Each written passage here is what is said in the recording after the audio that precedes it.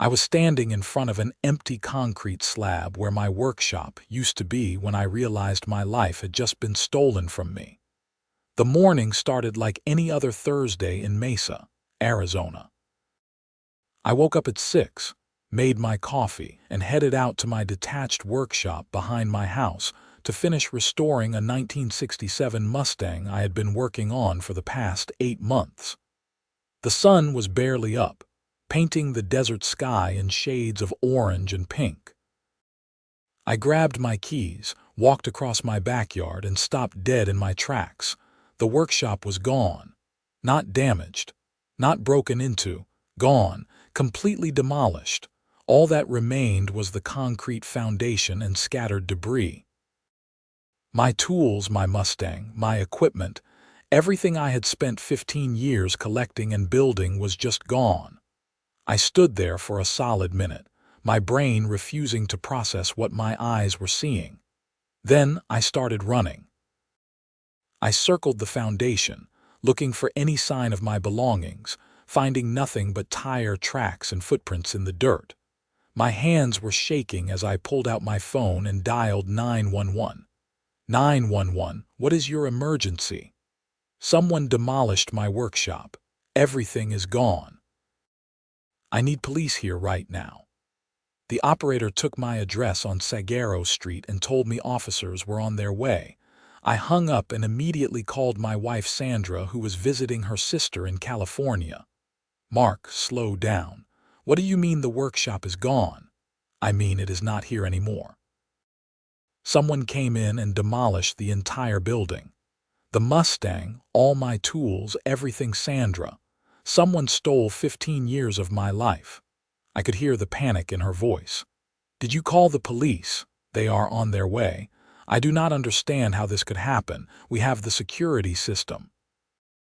That is when I noticed the main security camera that pointed toward the workshop had been spray painted black. Someone had planned this carefully. 2 Mesa Police Department cruisers pulled up within 10 minutes. Officers Jackson and Martinez got out and walked over to where I was standing by the foundation. I explained everything while trying to keep my voice steady. Officer Jackson took notes while Officer Martinez examined the scene. You have any idea who might have done this? Officer Jackson asked. None. I have not had problems with anyone. This makes no sense. Officer Martinez came back from examining the tire tracks. These look like commercial vehicle tracks, heavy equipment. This was not just vandalism, this was a planned demolition. Can I see your property documents and any permits that were filed recently? Officer Jackson asked. Permits? I have not filed for any permits. Why would I demolish my own workshop? Something in the way Officer Martinez and Jackson exchanged glances made my stomach drop. Officer Jackson pulled out his radio and made a call. After a brief conversation, he turned back to me. Mr. Yates, we need to check with the city about any demolition permits filed for this address. This has the hallmarks of a legal demolition crew, which means someone may have filed paperwork. Legal? How could demolishing my property without my permission be legal? But even as I said it, a cold dread was settling in my chest. Officer Jackson made another call, this time to the city planning office. The conversation lasted about 5 minutes, and with each passing second, his expression grew more serious. Mr. Yates, according to city records, a demolition permit was filed and approved for this structure 3 weeks ago. The permit was filed by your homeowners association. What? That is impossible. I am paid up on my HOA fees. I paid 3 years in advance back in 2022. I have the receipts. Officer Martinez spoke up. Sir, if the HOA filed legal paperwork and obtained proper permits, this becomes a civil matter, not criminal.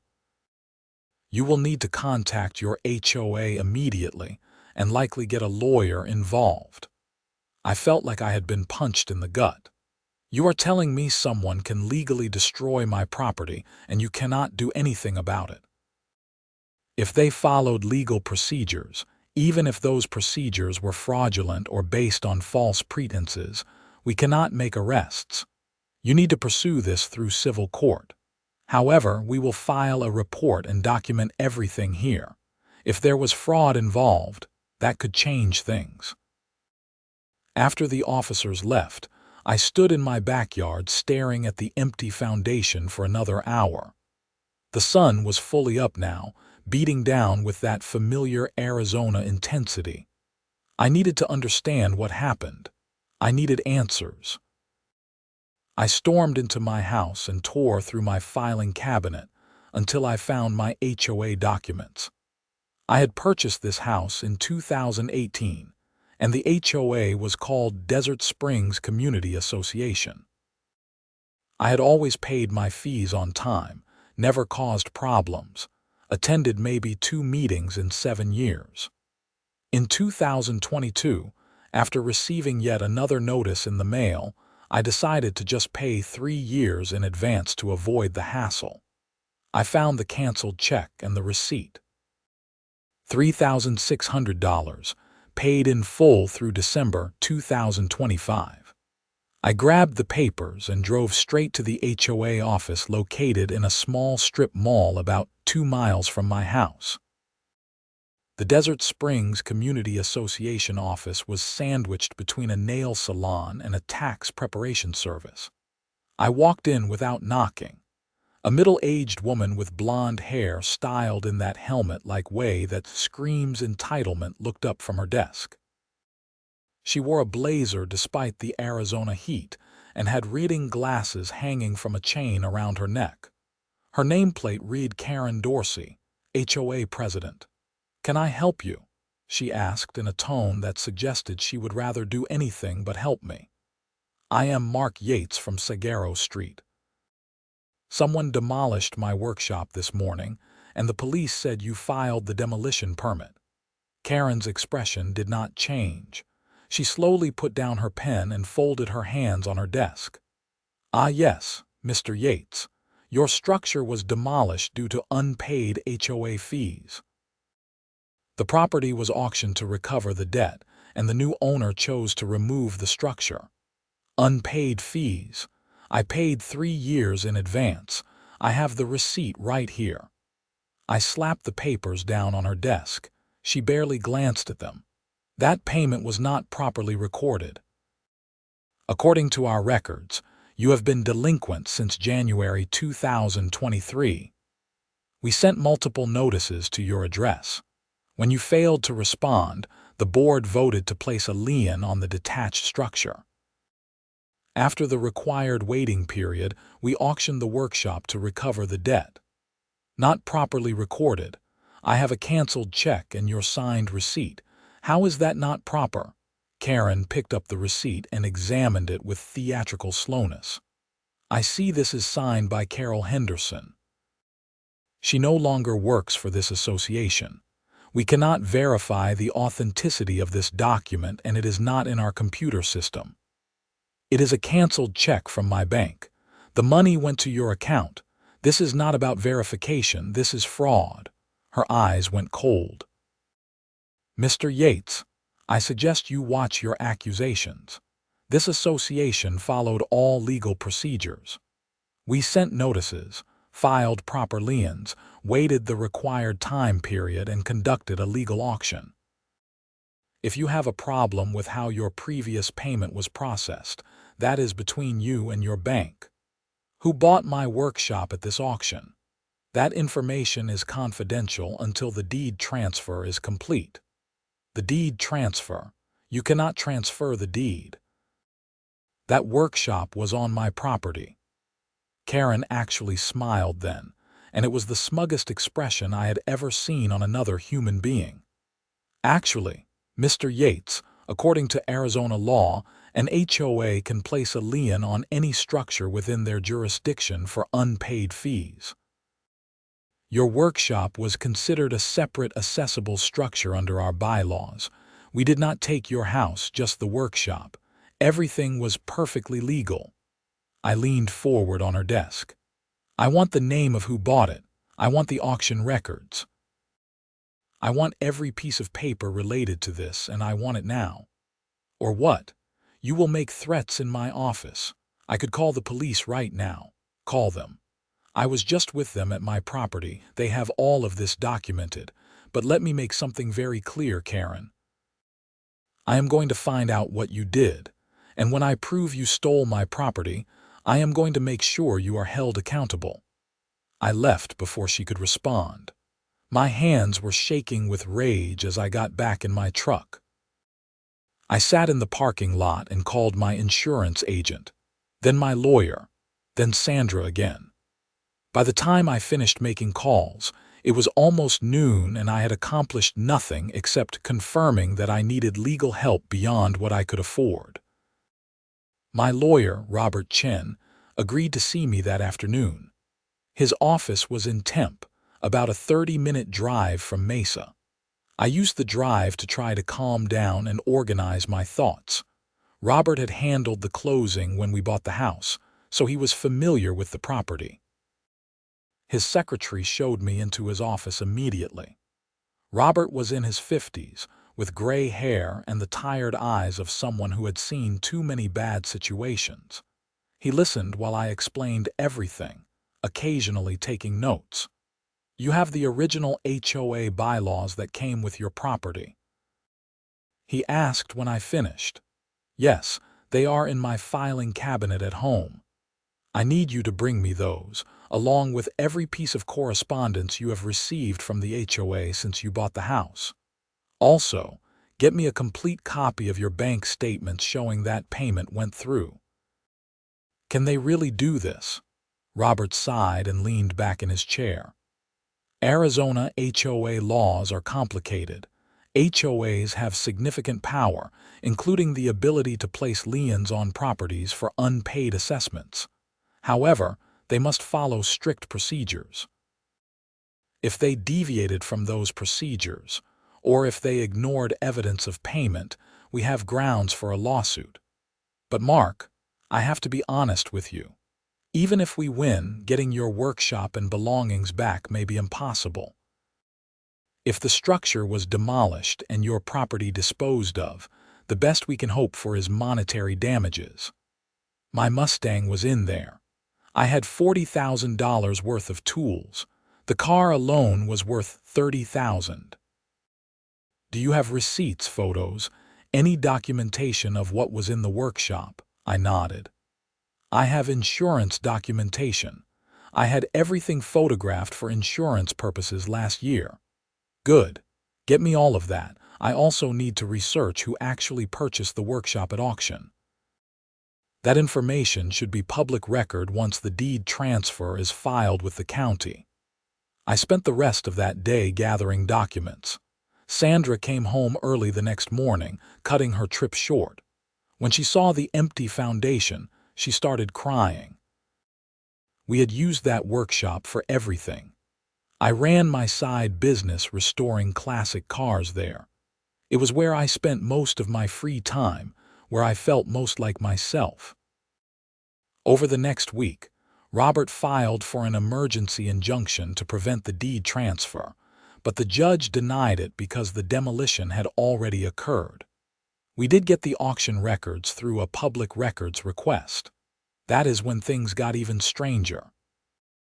According to the auction documents, only one person had bid on my workshop.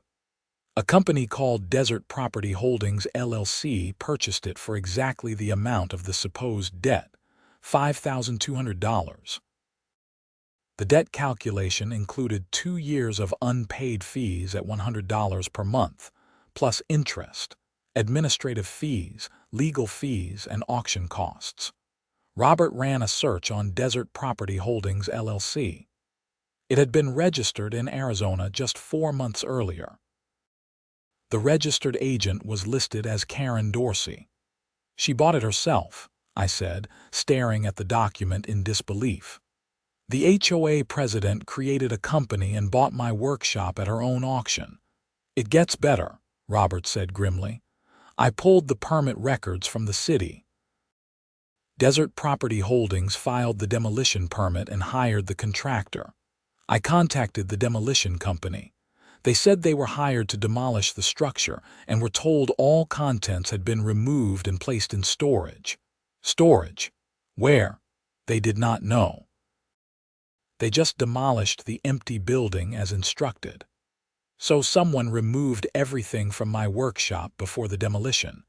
Where is my Mustang? Where are my tools? Robert made more calls. Over the next few days, we discovered that a moving and storage company called Quick Haul Services had been hired by Desert Property Holdings to empty the workshop 2 days before demolition. Robert subpoenaed their records. The moving company had taken everything to a storage facility in Apache Junction, about 40 minutes east of Mesa. Everything had been stored there for exactly 3 days, and then another company had picked it up. That company was a used tool and equipment dealer in Phoenix. I drove to Phoenix with Robert and a process server. The used equipment dealer was a warehouse in an industrial area. The owner, a guy named Tommy Martinez, was not happy to see us. "Look, I bought that stuff fair and square," he said. "I got a bill of sale and everything." "From who?" Robert asked. Tommy pulled out his records. He had purchased the entire contents of the storage unit, including my Mustang, from Desert Property Holdings LLC for $12,000. He had already sold most of my tools to various buyers. The Mustang was still there, sitting in his warehouse. "That is my car," I said, walking toward it. "I have the title and registration. Not according to the paperwork I got. It says this came from a legal HOA auction." Robert stepped in before I could respond. "That auction and the subsequent sale were fraudulent. This vehicle and all the equipment belong to Mr. Yates. If you refuse to return them, you are in possession of stolen property." Tommy's expression changed from defensive to worried. "I paid good money for this stuff. I got bills of sale from a company owned by the person who fraudulently seized the property. Your bills of sale are worthless. You can either return the property now, or the police will be involved and you will need to explain to them why you are holding stolen goods." We left Tommy's warehouse with my Mustang on a flatbed tow truck and a list of every buyer who had purchased my tools. Robert explained that I would need to contact each one individually and attempt to recover my property. Some would cooperate, others might not. It was going to be a nightmare. But at least I had the car back. When I got it home and rolled it into my garage, I sat in the driver's seat and just breathed for the first time in a week. Sandra came out and hugged me through the open window. "We are going to fix this," she said. The next day, Robert filed a lawsuit against Karren Dorsey, the Desert Springs Community Association, and Desert Property Holdings LLC. We were suing for fraud, conversion, breach of fiduciary duty, and about 6 other things. Robert also contacted the Arizona Attorney General's office and filed a complaint about the HOA's practices. That is when Karren made her first mistake. She called me. "Mr. Yates, this is Karren Dorsey. I understand you have recovered some property from a storage facility in Phoenix." "You mean my property that you stole? I am calling to inform you that the property was legally auctioned and any attempt to recover it is theft. I am prepared to file charges." I almost laughed. "Karren, you created a fake company, bought my workshop at your own auction, sold my belongings, and you think I am the one who committed theft. My lawyer has already filed a lawsuit. You will be getting served in a few days." There was a pause. This association followed all proper procedures. "Your lawsuit will go nowhere. Then I guess we will see in court. But Karren, I have one question. Where did my payment from 2022 actually go? The money left my account and went to the HOA account. Where is it?" She hung up. Robert had been recording the call. He smiled when I played it back for him. "She is panicking. People who panic make mistakes." The lawsuit moved slowly, as lawsuits do. But while we waited for court dates, Robert kept digging. He found something interesting. The HOA's bank records, which we obtained through discovery, showed that my payment in 2022 had been received and deposited. But 3 months later, there was a withdrawal for $3,600 marked as an administrative expense, signed off by Karren Dorsey. Robert also discovered that I was not the first person this had happened to. He found 3 other homeowners in the Desert Springs community who had similar stories. None had lost entire buildings, but all had been charged with fraudulent late fees and penalties. One couple, the Johnsons, had paid off their fees twice because Karren claimed their first payment was not recorded. Robert contacted them, and they agreed to join the lawsuit as co-plaintiffs. With multiple victims, the case became much stronger. More importantly, it caught the attention of the local media. A reporter from the Arizona Republic named Jessica Torres reached out to me after hearing about the lawsuit. I agreed to an interview. The story ran on the front page of the local section a week later with the headline, "HOA President Accused of Fraudulent Property Seizure." The article detailed everything: my paid fees, the suspicious auction, Karren's shell company, the missing money. It quoted Robert extensively about HOA abuse and the lack of oversight for these organizations. The reporter had even tracked down the Johnsons and another couple, the Martins, who told their stories of being double charged. The story went viral locally.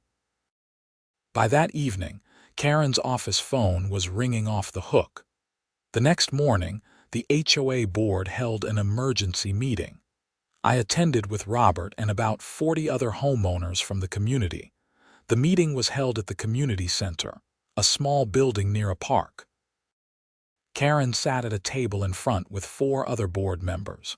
She looked composed, but I could see the tension in her shoulders. A homeowner named Richard Paulson stood up immediately. "I have lived in this community for 12 years, and I have never been to a board meeting. I am here because I just read that our HOA president has been using our fees to run some kind of scam. I want to know what the board is doing about this." One of the other board members, an older man named Tom Stevens, spoke up. "The board was not aware of any irregularities until this lawsuit was filed. We are conducting an internal investigation." "An internal investigation," another homeowner shouted. "She auctioned off this man's workshop. We need to remove her from the board right now." Karren finally spoke. "These accusations are false and defamatory. I have served this community for 6 years.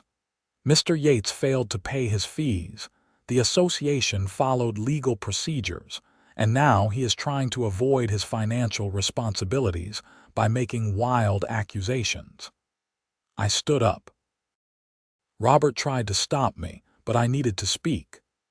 "I have a canceled check for $3,600 made out to this HOA. I have your signed receipt.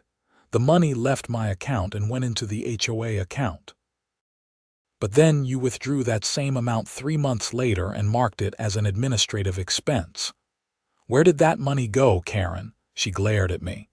"I do not have to answer your questions in this forum." "Yes, you do," Tom Stevens said, turning to look at her. "Karren, as a board member, I am asking you directly. Did you receive Mr. Yates's payment? The payment was not properly processed." "That is not what I asked. Did this HOA receive his money?" Karren stood up. "I do not have to sit here and be interrogated. This meeting is over." "No, it is not," Tom said. "As treasurer of this board, I am calling for a vote of no confidence in Karren Dorsey as president and her immediate removal from the board pending investigation." The room erupted. Homeowners were shouting, some in support, some defending Karren. 2 of the other board members immediately seconded Tom's motion. They held a vote right there. Karren was removed from the board by a vote of 4-1, With only Karren voting against it, she grabbed her purse and stormed out of the community center. As she passed me, she hissed, "You will regret this." Robert filed an emergency motion the next day asking the court to freeze all of Karren's assets pending the outcome of the case. The judge granted a partial freeze, preventing her from selling any major assets or transferring money out of her accounts. Over the next month, Robert's investigation revealed the full scope of Karren's scheme. She had been systematically marking homeowner payments as unprocessed, then withdrawing the money as administrative expenses. The money had gone into her personal accounts. She had stolen over $60,000 from the HOA over 3 years. But my case was the first time she had actually seized property. Robert believed she had gotten greedy, seeing an opportunity to take my workshop and everything in it. The Mustang alone would have been worth significant money if she had sold it to the right buyer. The new HOA board cooperated fully with our investigation. They provided records, testimony, and even paid for an independent audit. The audit revealed the full extent of the theft. The Maricopa County Attorney's Office got involved when the audit results came out. Karren Dorsey was arrested on charges of fraud, theft, embezzlement, and abuse of power. She spent a night in jail before posting bail. The criminal case moved faster than the civil one.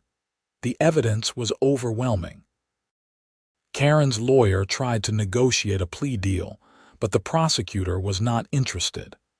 This case had become too public, and the county attorney wanted to make an example. The trial lasted 3 days. I testified about what happened to my workshop. The Johnsons and Martins testified about their experiences. The forensic accountant who conducted the audit walked the jury through the financial records, showing exactly how Karren had stolen the money. Karren's defense was that she had made administrative errors, not committed crimes. Her lawyer argued that she had meant to correct the payment records, but had been overwhelmed with work. The jury did not buy it. They found her guilty on all counts. The judge sentenced her to 5 years in prison and ordered her to pay full restitution to everyone she had stolen from. She was also permanently banned from serving on any HOA board in Arizona. The civil lawsuit settled a few months later. The HOA's insurance company paid out a settlement that covered the value of my workshop, my tools, the Mustang's restoration costs, and my legal fees. I received a total of $120,000. But more importantly, the case led to changes in Arizona law. A state legislator who had read about the case introduced a bill requiring stricter oversight of HOA finances and giving homeowners more rights when disputing fees. The bill passed the following year. I used part of the settlement money to build a new workshop, bigger and better than the old one. I made sure every payment to the new HOA board was documented with multiple forms of proof. I also got elected to the board myself, figuring the best way to prevent this from happening again was to be involved. Sandra and I finished restoring the Mustang together. We took it to car shows and won a few awards. Every time I drove it, I thought about how close I came to losing it forever. Tommy Martinez, the equipment dealer, actually became a friend. He had no idea he was buying stolen property and felt terrible about the whole thing. He helped me track down several of my tools that he had sold and convinced the buyers to return them. We stayed in touch, and he even referred some restoration jobs to me. The Johnsons and Martins both received restitution as well. We formed a kind of informal support group for people dealing with HOA issues. We helped other homeowners in similar situations, pointing them toward legal resources and sharing our experiences. Robert Chen became something of a minor celebrity in HOA law. He started taking on more cases of HOA abuse and won most of them. He told me that my case had been a turning point in his career, helping him realize how much power these organizations had and how little oversight they faced. Year after everything ended, I was in my new workshop working on a 1970 Chevelle when Sandra came out with 2 beers. We sat on my workbench and looked at the tools organized on the walls, the lift I had installed, the Mustang parked in the corner gleaming under the fluorescent lights. "You ever think about what would have happened if you had not fought back?" she asked. "Every day. If I had just accepted what Karren told me, she would have gotten away with it. She would have kept stealing from people. That workshop would be gone forever. You did a good thing, Mark, not just for us, but for everyone." I took a sip of beer and looked around my workshop. It had taken 18 months to get to this point. 18 months of lawyers, court dates, stress, and fighting. But sitting there in my new workshop with my wife next to me and my Mustang in the corner, it felt worth it. The Desert Springs Community Association was under new management. Tom Stevens became president, and they brought in a professional management company to handle the finances. They implemented new policies requiring all payments to be documented and verified immediately. They held quarterly meetings where homeowners could review the finances and ask questions. Karren Dorsey was serving her sentence at the Arizona State Prison Complex in Perryville. I did not think about her much anymore.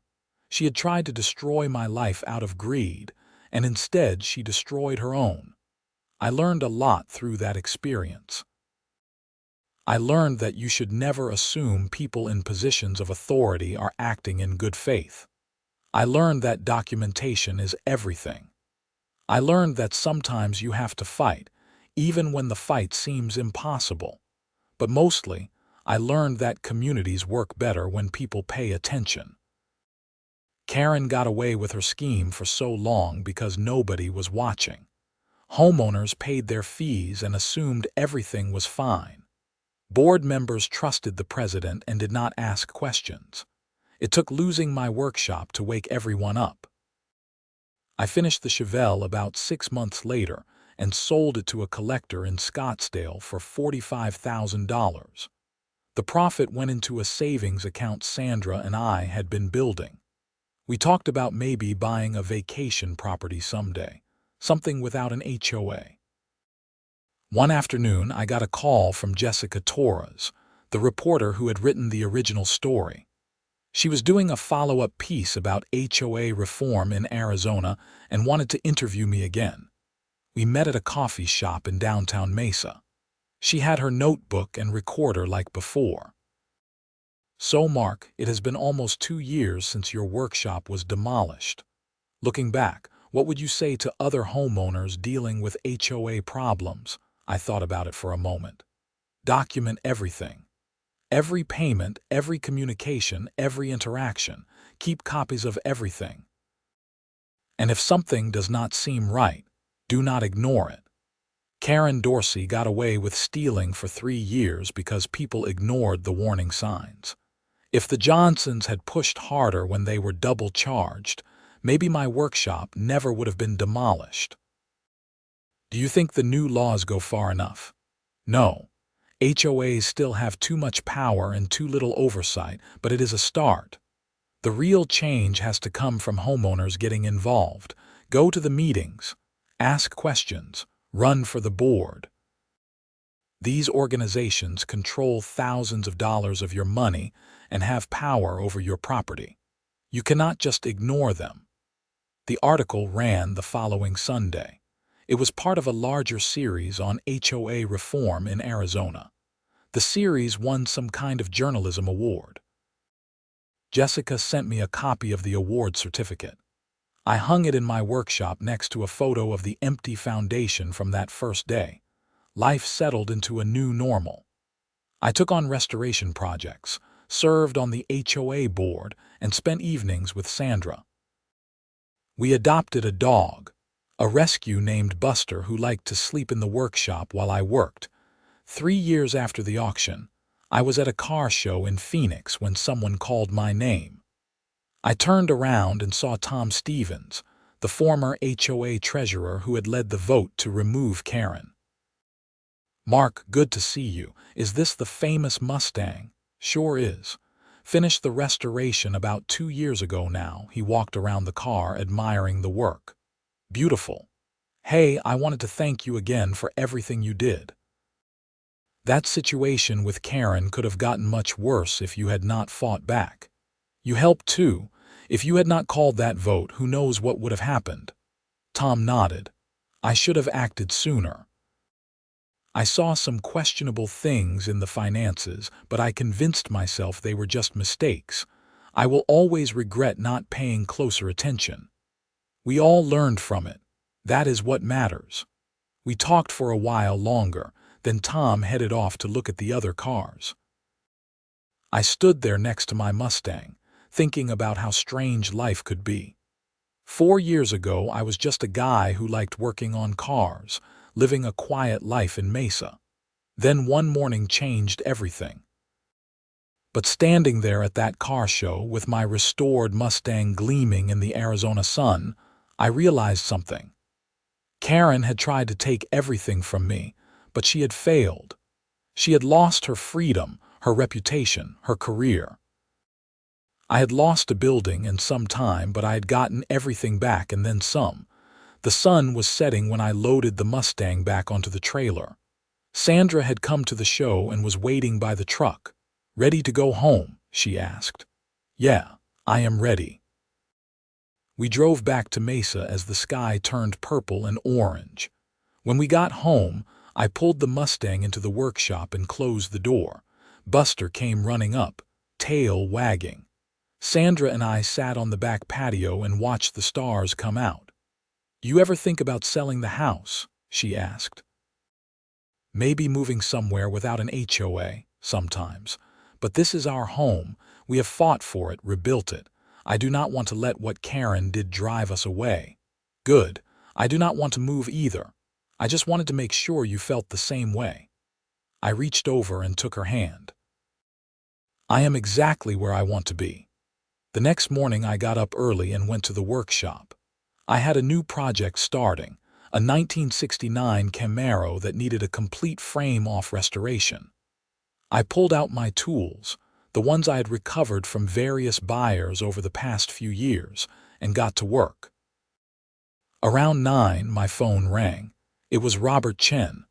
"Mark, I wanted to give you an update. Karren Dorsey was denied parole. She will serve at least 4 years before she can apply again."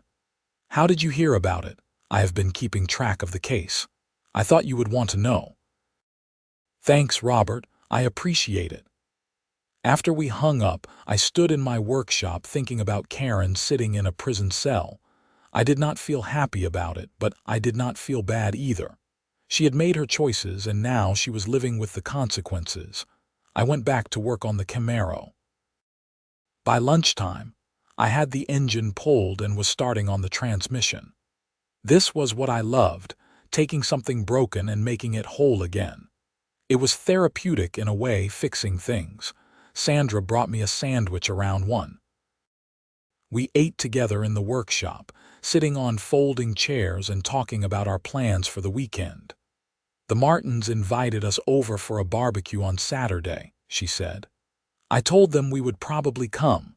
"Sounds good. I should have this transmission out by then." Life had returned to normal, or as normal as it could be after everything that had happened. I was okay with that. I had my workshop, my tools, my projects. I had Sandra and Buster and friends like the Johnsons and Martins who understood what we had been through. The HOA board met once a month and I attended every meeting. We approved budgets, discussed maintenance issues, and made decisions about the community. It was boring work most of the time, but it was important. I never wanted another Karren Dorsey to have the opportunity to do what she did. I finished the Camaro restoration 8 months later. The owner was a doctor from Scottsdale who cried when he saw the finished car. It had belonged to his father, and he had memories of riding in it as a kid. Restoring it had been a labor of love. He paid me $30,000 for the work, which was fair. But more than the money, I loved seeing the look on his face when he got behind the wheel. That was why I did this work. 5 years after the auction, Sandra and I were having dinner when the doorbell rang. I opened it to find Jessica Torres standing on the porch. "Jessica, this is a surprise. Come in." She looked excited. "I am sorry to just show up, but I wanted to tell you in person. My series on HOA reform won a National Journalism Award. The organization is doing a feature on the stories behind the series, and they want to interview you." "That is great. Congratulations." "There is more. Because of the attention the series got, Arizona is passing additional HOA reform legislation next month. They are calling it the Homeowner Protection Act. It includes most of the changes we talked about in the articles." I felt a surge of emotion. All the fighting, all the stress, all the money and time had actually led to real change. "Can I quote you for the article?" Jessica asked. "I want to include a reaction from the people who lived through what we reported on." "Yeah, you can quote me. Say that I am proud to have been part of making things better. Say that what happened to me should never happen to anyone else, and now maybe it will not." She wrote it down in her notebook. We talked for a while longer than she left. Sandra had heard everything from the dining room. "You did that," she said. "You made that happen. We did it. You supported me through all of it. Robert did the legal work.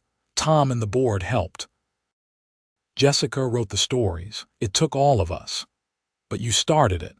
When you could have just given up and accepted what Karren said, you fought back. That is what made everything else possible." I hugged her, feeling grateful for everything we had been through together. The fight had been hard, but it had been worth it. The years continued to pass. I kept restoring cars, serving on the HOA board, and living my life. Karren got out of prison after serving 4 years.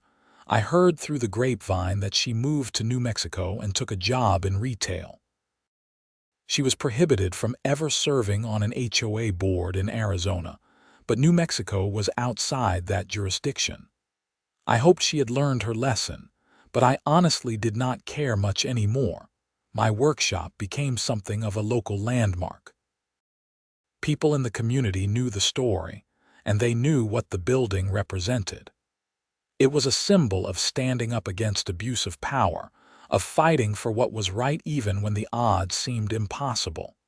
I was working in the workshop late one evening when Sandra came out with news. "The HOA just got an email. Someone is trying to start a recall petition against the new board. They are claiming we are not maintaining the common areas properly." "Who is leading it?" "Some new resident named Patricia Hernandez. She just moved in last month." I sighed. Here we go again. "Okay, let me see the email." The email was aggressive and accusatory, claiming the board was incompetent and demanding immediate changes. It had been sent to every homeowner in the community. The next day, I called an emergency board meeting. We needed to address this before it got out of hand. The meeting was scheduled for that weekend. Patricia Hernandez showed up with a binder full of complaints. She was in her 40s, dressed in business attire, and had the same entitled demeanor that Karren had possessed. "The common areas are a disgrace," she began. "The grass is too long, the playground equipment is outdated, and the community center needs painting. I am demanding action." Tom Stevens, still serving on the board, calmly responded. "We have a maintenance schedule that we follow. The grass is mowed every 2 weeks. The playground equipment was inspected last month and meets all safety standards. The community center is scheduled for painting next spring." "That is not good enough. I pay HOA fees and I expect excellence," I spoke up. "Patricia, we appreciate your input. If you have specific concerns, we are happy to address them. But we follow a budget that was approved by the homeowners. We cannot just spend money on whatever anyone wants." Then maybe we need a new board that understands customer service. The meeting went on for another hour. Patricia made demands. The board explained the realities of managing a community, and nothing was resolved. She left threatening to get the board recalled. Over the next few weeks, Patricia tried to gather signatures for her petition. She got about 15 out of the 200 homeowners in the community. Her recall effort fizzled out when people realized the board was actually doing a good job, and she just had unrealistic expectations. But the experience reminded me that the fight never really ends. There would always be people who tried to abuse power or make unreasonable demands. The key was staying vigilant and being willing to push back. I kept restoring cars, kept serving on the board, kept living my life. The workshop stood as a reminder of what I had overcome and what was possible when you refused to give up. 10 years after the auction, Sandra and I were sitting in the workshop on a Saturday afternoon. I was between projects, which was rare. We were just enjoying the space, the organization, the tools that represented 15 years of collecting and another 5 years of recovering what had been stolen. "You think you will ever retire from restoration work?" Sandra asked. "Maybe someday. But not yet. I still love it too much." "What about the HOA board?" "I will serve as long as I think I can make a difference. Once someone better comes along, I will step down. But for now, I want to make sure what happened to us never happens to anyone else in this community." She nodded. We sat in comfortable silence, listening to the sounds of the neighborhood. Kids playing in a nearby yard, a dog barking, a car driving past. This was home. This workshop, this property, this community. I had fought for it, rebuilt it, and protected it. And I would keep protecting it for as long as I was able. The sun was setting, casting orange light through the workshop windows. I looked at the Mustang parked in the corner, still gleaming after all these years. I looked at my tools organized on the walls. I looked at Sandra sitting next to me. I had everything I needed right here. Life had thrown me a terrible challenge when Karren Dorsey decided to steal my workshop. But I had faced that challenge, overcome it, and come out stronger on the other side. The fight had been hard and the cost had been high, but I had won. And every time I walked into my workshop, every time I picked up a tool, every time I worked on a car, I was reminded of that victory. Not just my victory, but the victory of everyone who stood up against HOA abuse. We had changed the laws, changed the system, and made things better for the people who would come after us. That was worth everything.